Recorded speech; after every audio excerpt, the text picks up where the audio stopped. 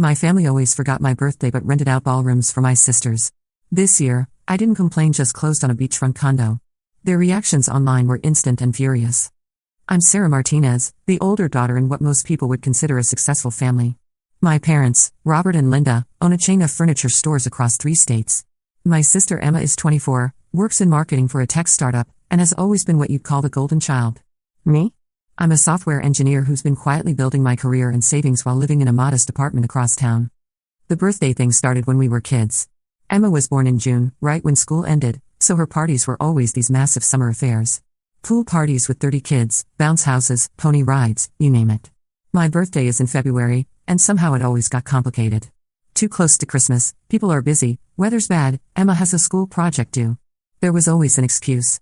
When I turned 16, the year most parents go all out, my parents forgot entirely. Not a card, not a cake, nothing. They remembered 3 days later when Emma mentioned it. Their solution? A grocery store cake and a $20 gift card to Target. That same year, Emma's Sweet 16 had a professional photographer, a DJ, rented linens, and a guest list of over 100 people. I told myself it would get better as we got older. It didn't. Last year, for Emma's 23rd birthday, my parents rented the ballroom of the Marriott downtown. They hired a caterer, had custom invitations designed, and flew in our aunt and uncle from California. The whole thing probably cost $15,000. 2 months later, on my 27th birthday, they were too busy with inventory season to plan anything. I spent it alone with Chinese takeout and Netflix. This year was supposed to be different. I've been dropping hints since January about wanting to celebrate my 28th birthday in a meaningful way. Nothing extravagant, just something that showed they remembered and cared. When February rolled around, I watched my phone hopefully all day. Nothing. Around 6 p.m., I got a text from my mom, "Happy birthday, sweetie. Rain check on dinner? Emma's having boy trouble and needs us." That was it. 28 years on this planet, and I got a text message while they consoled Emma about her latest dating drama. But here's the thing, I'd been planning something they didn't know about. For the past 3 years, I've been living well below my means. While Emma was buying designer handbags and taking Instagram-worthy vacations funded by our parents, I was maximizing my 401k, investing in index funds, and saving every penny I could. Software engineering pays well, especially when you're good at it and willing to work extra hours. 6 months ago, I started seriously looking at real estate. Not just any real estate, beachfront property. There's this incredible condo development called Sunset Shores about 2 hours from our city. Ocean views, private beach access, resort-style amenities. The units started around $400,000, which would have been impossible for most people my age. But I'd been saving and investing for years. I had a substantial down payment ready, excellent credit, and a pre-approval letter from the bank. I'd been quietly touring units, working with a realtor, and negotiating terms. The day after my forgotten birthday, I signed the papers. I didn't tell anyone immediately. I just went about my normal routine, going to work, hitting the gym, meal prepping on Sundays. But inside, I felt this incredible sense of freedom. For the first time in my life, I'd done something purely for myself, something that proved I didn't need their validation or their money to build a life I wanted. 2 weeks later, Emma's birthday planning began in earnest. The family group chat was constantly buzzing with messages about venues, guest lists, and themes. This year's celebration, for her 24th birthday, was going to be even bigger than last year's. They'd rented the same Marriott ballroom but upgraded to the premium package. Professional floral arrangements, a live band, an open bar, and a 3-course plated dinner for 150 guests. My mom kept texting me updates about how excited Emma was, how much work the planning was taking, how expensive everything was getting. Each message felt like a little stab, but I just replied with supportive emojis and kept my mouth shut. The party was scheduled for a Saturday evening in June. That morning, I drove out to Sunset Shores for what had become my weekly check on the renovation progress. The contractor work was nearly finished, and it was looking incredible. 9th floor, corner unit, floor-to-ceiling windows overlooking the Atlantic Ocean. The morning sun was streaming through the living room, casting this golden light across the new hardwood floors. I stood there for a moment, just taking it in. This was mine. I'd earned it. I took some photos and, on impulse, posted them on my Instagram account. I rarely use social media, maybe a post every few months, but this felt worth sharing. The caption was simple: "New chapter starts now." Sometimes the best birthday gift is the one you give yourself. Beach emoji, #new home, #beach life, #worth the wait. I tagged the location and used hashtags that would make it clear this wasn't just a vacation rental. Then I put my phone away and drove to Emma's party, not thinking much about the post. My Instagram had maybe 50 followers, mostly college friends and a few coworkers. I didn't expect it to get much attention. Then I drove to Emma's party. The Marriott ballroom looked incredible, I had to admit. White roses everywhere, string quartet playing in the corner, guests in cocktail attire mingling around cocktail tables draped in blush pink linens. Emma looked stunning in a designer dress that probably cost more than my monthly rent. I smiled, hugged people, made small talk, and played the supportive big sister role I'd perfected over the years. A few people mentioned they'd seen my Instagram post. Apparently some of Emma's friends followed me from college, and the hashtags had made it discoverable to others. Most comments were positive, congratulating me on the new place. But social media algorithms have a way of spreading content, especially when it generates engagement. What started as a simple post to my 50 followers had been shared and discovered by others throughout the day.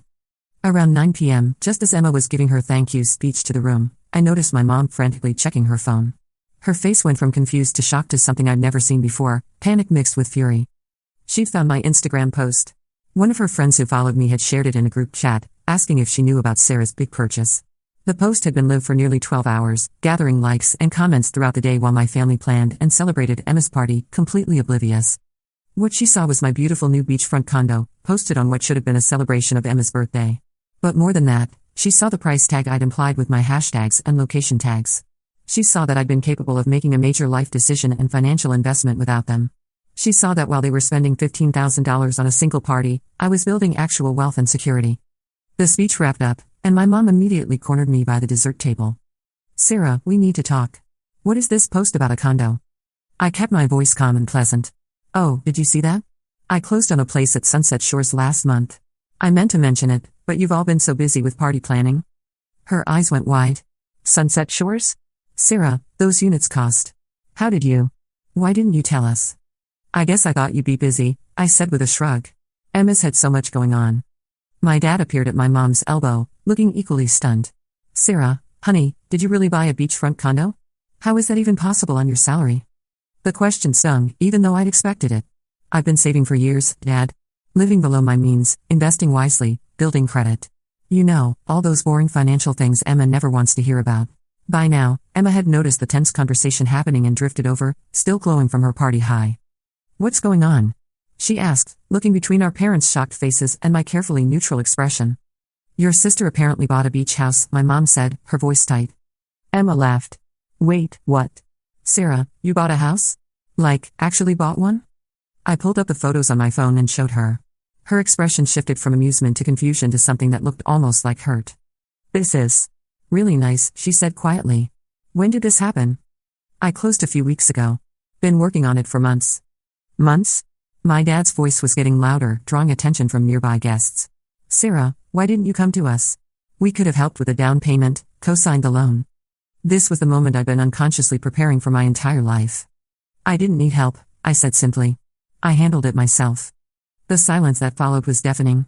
Around us, party guests were starting to notice the tension, conversations quieting as people tuned into the family drama unfolding by the chocolate fountain. My mom recovered first. "Well, this is wonderful news, honey. We should celebrate. Maybe we can plan a housewarming party." "No," I said, cutting her off. "Thanks, but no. I don't really do parties, remember?" The barb hit its target. My mom's face flushed red. Emma was still staring at my phone, scrolling through the photos. "Sarah, this place must have cost $425,000, I said matter-of-factly. "Plus closing costs and furnishing, so closer to $460 all in." The number hung in the air like a bomb. I watched my family do the math in their heads, $460,000 that I'd saved and borrowed and invested to make this happen, all while they assumed I was barely scraping by in my little apartment with my cute computer job. Emma handed my phone back, her expression unreadable. "Congratulations," she said, but her voice was flat. My dad was shaking his head. "I just don't understand why you didn't tell us. We're your family, Sarah. We should have been involved in such a big decision." "Like you were involved in my birthday this year?" The words slipped out before I could stop them. Another silence. This one was somehow worse. "Sarah," my mom started, her voice taking on that patronizing tone I knew so well, "you know how busy things have been, for 28 years? I asked. "It's been busy for 28 years straight?" People were definitely staring now. The string quartet had stopped playing. Emma looked mortified, my parents looked furious, and I felt free. "You know what?" I continued, my voice still calm but carrying clearly across the quiet room. "It doesn't matter. I stopped needing your approval a long time ago. The condo is just proof that I was right too." I set down my champagne glass and grabbed my purse. "Emma, happy birthday. The party is beautiful. You deserve it." And then I left. The drive home gave me time to process what had just happened. I'd finally said it. After 28 years of swallowing my disappointment and making excuses for their behavior, I'd finally called them out. And I'd done it at Emma's party, in front of 150 people, while revealing that I was more financially successful than they'd ever imagined. It felt terrible and wonderful at the same time. But as the adrenaline wore off and I pulled into my apartment parking lot, the full weight of what I'd done started to sink in. I'd essentially nuked my relationship with my family in the most public way possible. Part of me felt vindicated, but another part felt sick with anxiety about what would come next. I barely slept that night, replaying the confrontation over and over in my head. Had I gone too far? Should I have handled it differently? By 3 a.m., I was second-guessing everything, wondering if I should call and apologize. But then I remembered the look on my mom's face when she'd seen my condo photos, not pride or excitement for my achievement, but shock and something that looked almost like betrayal. As if I'd somehow wronged them by succeeding without their knowledge or permission. That thought crystallized something for me. This wasn't really about birthday parties or family dinners. It was about control, and about their inability to see me as anything other than the supporting character in Emma's story. I spent the next day at my new condo, arranging furniture and trying to ignore my phone, which was buzzing constantly with texts and calls. The ocean was unusually calm, and I found myself standing at the floor-to-ceiling windows for long stretches, just watching the waves roll in and out. The condo was starting to feel like home. I'd hired an interior designer named Patricia who specialized in coastal properties, and she'd helped me create a space that felt both sophisticated and relaxed. Light blues and whites, natural textures, furniture that was both beautiful and comfortable. Everything was exactly what I wanted, no compromises, no committee decisions, no one else's opinions to consider. Around noon, I ventured to the small cafe downstairs in the building's lobby. The barista, a woman about my age named Rachel, recognized me from my previous visits during the buying process. "Hey, you're the one who bought 9C, right?" she said with a smile. "How are you settling in?" "Really well, thanks. The place is incredible." "I bet. That's one of the best units in the building. Corner location, amazing views. You must be doing pretty well for yourself to swing that at your age." "Sorry, I don't mean to be nosy. It's just rare to see someone in their 20s buying here." "Late 20s, I corrected with a laugh. "And I've been saving for a long time." As she made my latte, Rachel chatted easily about the building amenities, the best local restaurants, and the community of year-round residents versus summer renters. It was exactly the kind of normal, friendly conversation I'd been craving. No family drama, no loaded questions about my choices or motivations. "You know," she said as she handed me my drink, "there's a resident happy hour every Friday evening on the rooftop deck. Mostly people our age who live here full-time. You should come next week, I think you'd fit right in." I thanked her and took my coffee back upstairs, feeling lighter than I had in weeks. This was what I'd been working toward, a community where I could just be myself, where my worth wasn't measured against someone else's achievements. But I couldn't avoid my phone forever. I finally checked the messages around evening, and my heart sank at the sheer volume. 37 missed calls, 62 text messages, and notifications from every social media platform I'd ever signed up for. "My mom, Sarah, what you did tonight was completely inappropriate. We need to discuss this like adults." "My dad, I'm disappointed in how you handled yourself at Emma's party. Call me." "Emma, I can't believe you did that at my birthday party. You ruined everything." And then, surprisingly, a few supportive messages from cousins and family friends who'd been at the party. My cousin Jake, "Dude, that was epic. Good for you." My mom's friend Carol, "Saw your new place on Instagram. Gorgeous. You should be proud." Emma's friend Melissa, "Hey Sarah, I know tonight was weird, but that condo looks amazing. You've always been the smart one." But the real drama started on social media. By Sunday morning, my original Instagram post had dozens of comments and shares. Apparently, several people from the party had screenshotted and shared it with their own commentary. Some supportive, some critical, all generating more attention than I'd ever received online. The comments on my original post were a mixed bag. "Wait, Sarah, this is your place? Holy shit, good for you. Gorgeous. You've always been so smart with money. Love the timing of this post, smirking face emoji. This is what happens when you work hard instead of relying on mommy and daddy." But there were nastier ones too. "Imagine being so jealous of your sister that you try to upstage her birthday party. This is so calculated and mean." Some people really can't let others have their moment. I tried not to read them, but it was like a car accident, impossible to look away. Then Emma posted her own response. It was a long Instagram story, posted in multiple parts, with a photo of herself crying in her party dress. The text was a masterpiece of passive-aggressive manipulation. "Last night was supposed to be one of the happiest nights of my life. My family has always been there for each other through everything. We're not perfect, but we love each other unconditionally. I thought that was enough. I guess I was wrong. When your own sister chooses to hurt you on your birthday, it makes you question everything. I'm grateful for everyone who came to celebrate with me last night, even when the evening ended so painfully. Sometimes the people closest to you are the ones who can hurt you most.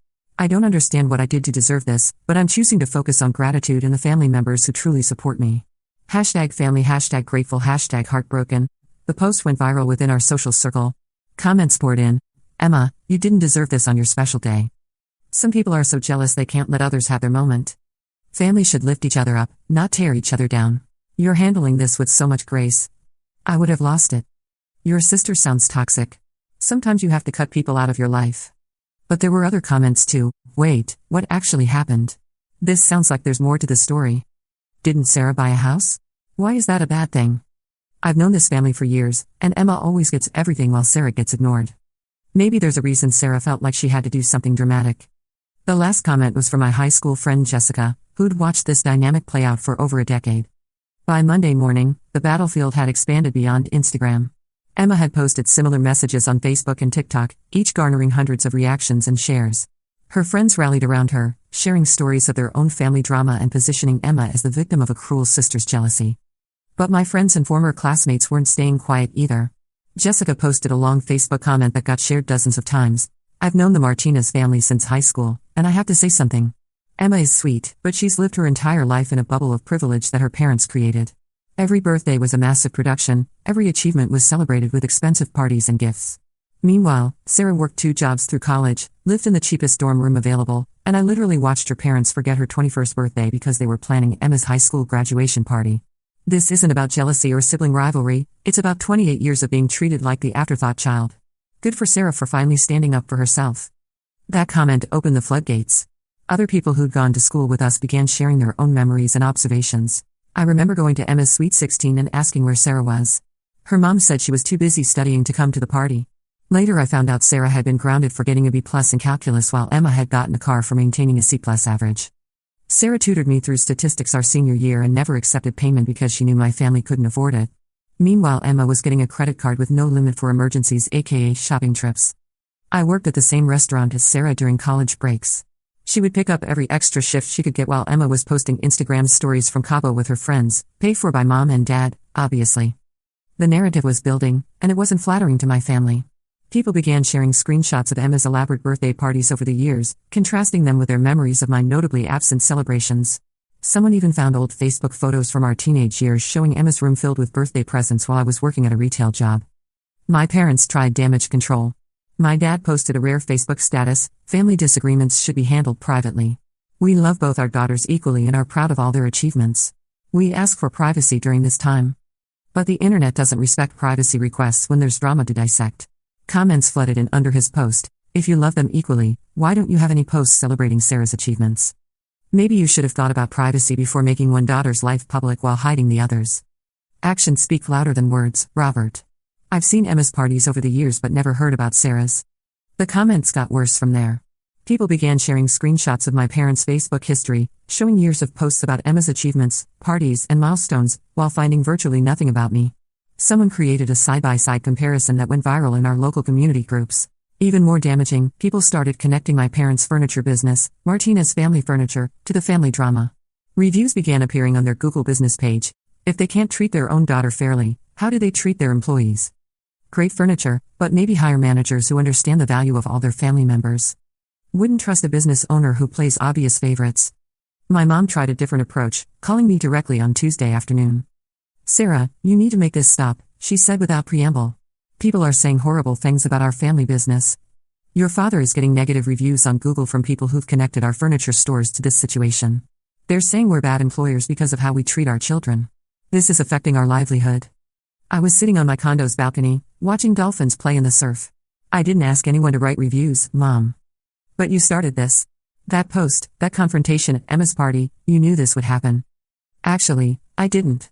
I just posted a photo of my new home.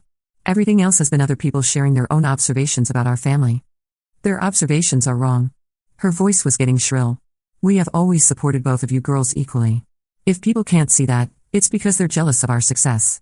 Name one time you supported me the way you support Emma, I said quietly. Silence. Mom? One time. One birthday party, one achievement celebration, one time you posted about me on social media, one time you bragged about me to your friends the way you do about Emma. More silence. That's not fair, Sarah.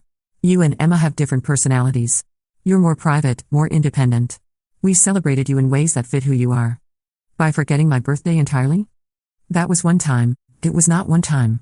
My voice was getting louder now. It was every time. Every single year, my birthday was an afterthought, an inconvenience, something to get through so you could focus on Emma's next milestone. I heard her crying, which should have made me feel guilty. Instead, I felt oddly detached. I don't know how to fix this, she whispered. You can't, I said.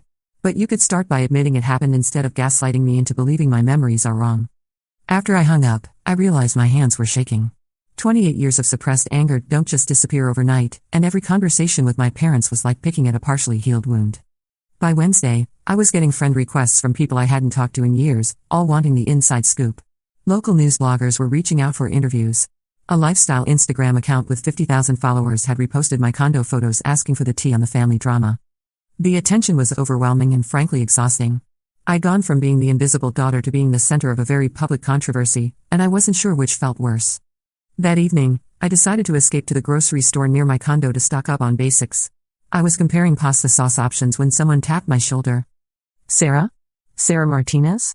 I turned around to see Amanda Chen, a girl who'd been in my AP class's senior year of high school. She'd always been nice, but we'd never been particularly close. Oh, hi Amanda. How are you? Her expression was a mixture of excitement and sympathy. I'm good.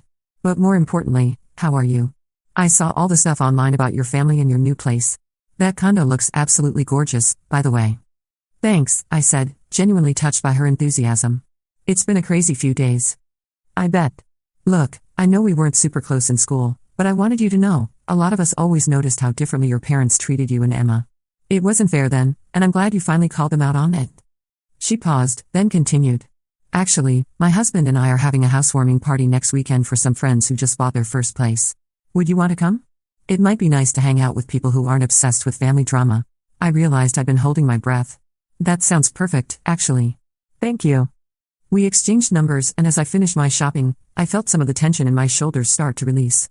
Maybe this whole mess would actually lead to some positive changes in my social life too.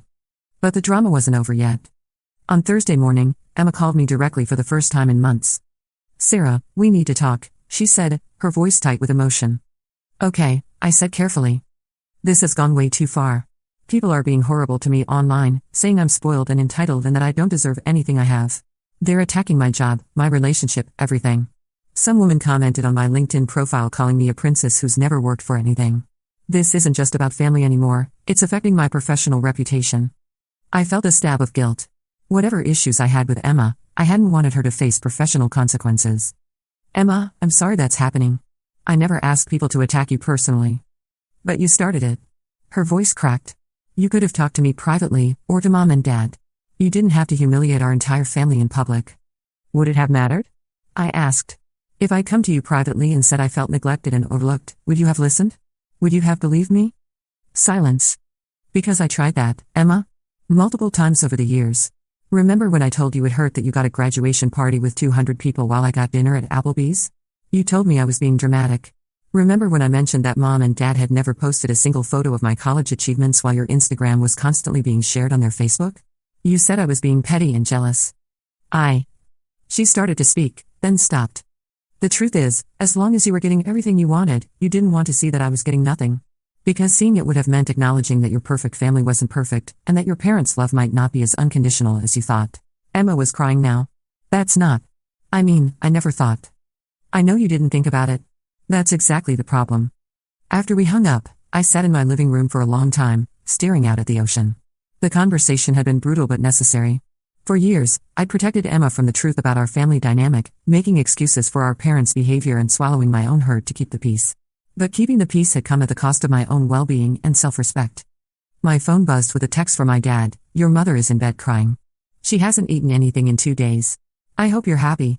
The guilt manipulation was so obvious it was almost laughable. But it still worked, at least partially.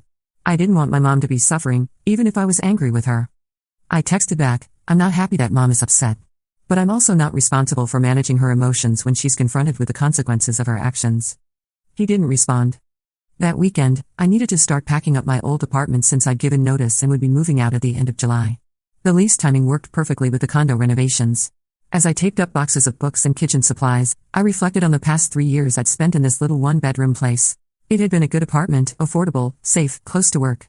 But it had also been a symbol of my small life, my modest expectations, my willingness to accept less than I deserved. Loading everything into the moving truck felt like shedding an old skin. The condo, by contrast, represented possibility. Not just financial success, but a commitment to believing I was worth investing in. Every mortgage payment would be a reminder that I'd bet on myself and won. My neighbor Mrs. Peterson, an elderly woman who'd always been kind to me, came out to say goodbye as I finished loading the truck. "I saw some of that business online," she said with a knowing look. "About your family." I winced. "Yeah, it's been a bit of a mess." She patted my arm. "Honey, I raised 4 children, and I can tell you right now, parents who truly love their kids equally don't need to keep explaining how much they love their kids equally. Actions speak louder than words, and your actions these past few years have shown more character and strength than most people twice your age." She pressed a plate of homemade cookies into my hands. "You enjoy that beautiful new home. You earned it." As I drove away from my old apartment for the last time, I felt like I was closing a chapter on more than just my living situation. I was leaving behind the version of myself who'd been willing to accept crumbs and call them a feast. "Sarah, this has gotten completely out of hand," she said without preamble. "You need to post something clarifying the situation. People are saying terrible things about our family." "What terrible things?" I asked. That we favor Emma over you. That we forgot your birthday. That we don't support you." "Mom," I said quietly, "those things are all true." Silence.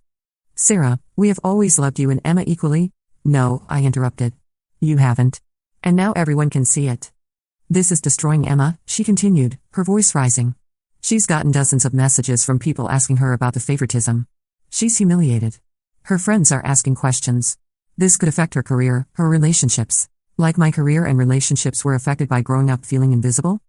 Another silence. "What do you want from us, Sarah?" It was a fair question. What did I want? An apology? A promise to do better? A retroactive childhood where I mattered as much as Emma? "I want you to stop pretending this is my fault," I said finally. "I want you to acknowledge that you've treated us differently our entire lives. And I want you to understand that I don't need your approval or support anymore. I've built a good life without it. Sarah, I have to go. I'm meeting with a contractor about renovating my new beachfront condo." I hung up. The renovations were actually true. I decided to update the kitchen and add a home office space, and these projects were scheduled to be completed over the next month. The contractor was a local guy named Mike Thompson who'd been recommended by my realtor. When he showed up for our appointment the following week, he looked familiar. "Sarah Martinez?" he said, recognition dawning. "I think I went to high school with you." "Mike Thompson?" I remembered him, quiet kid, played soccer, graduated a year behind me. "Oh wow, Mike. How are you?" He grinned. "Good. Really good. Heard through the grapevine you bought this place. It's gorgeous." We spent an hour going over renovation plans, and I found myself relaxing for the first time all week. Mike was easy to talk to, completely uninterested in family drama, and genuinely excited about my renovation ideas. As he was packing up his tools, he said, "You know, I saw some of that stuff online about your family. For what it's worth, I always thought you were the cool Martinez sister. Emma was popular, but you were smart and real. I had a huge crush on you junior year." I laughed, feeling lighter than I had in days. "Really? Really? Want to grab dinner sometime? I promise not to bring up any family drama." I said yes. Over the next few weeks, life started finding a new rhythm. I threw myself into the condo renovations, spending weekends at Sunset Shores picking out fixtures and paint colors. Mike and I had dinner twice, then 3 times, then he started staying over on weekends to help with smaller projects. The social media storm gradually died down, but not before causing some lasting damage to my family's reputation. My parents' business reviews suddenly included comments about how they treated their employees if they couldn't even treat their own daughter fairly. Emma had to delete several social media accounts after the harassment got too intense.